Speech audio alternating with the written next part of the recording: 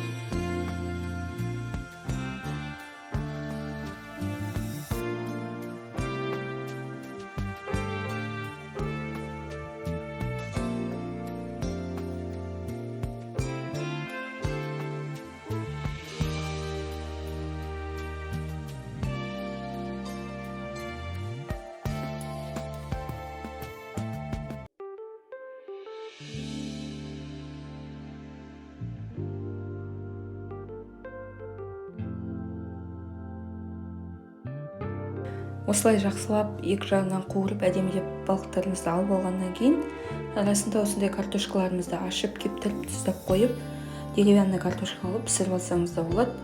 Балықты жеп жатқанда қасына бірге қойсаңыздар өте әдемі көрінеді, өте дәмді болады.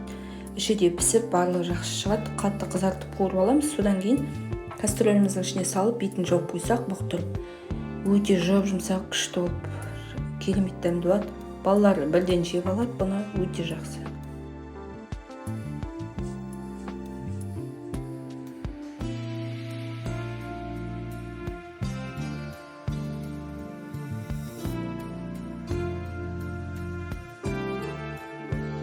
Осылай жақсылап пісіріп алғаннан кейін өстіп ыдысқа әдемілеп салып қойсаңыз болады. Холодный ретінде қойсаңыз болады. Кешкі асқа, түскі асқа да ұсынсаңыз да болады. Ас болсын, менімен бірге болғандарыңызға рахмет.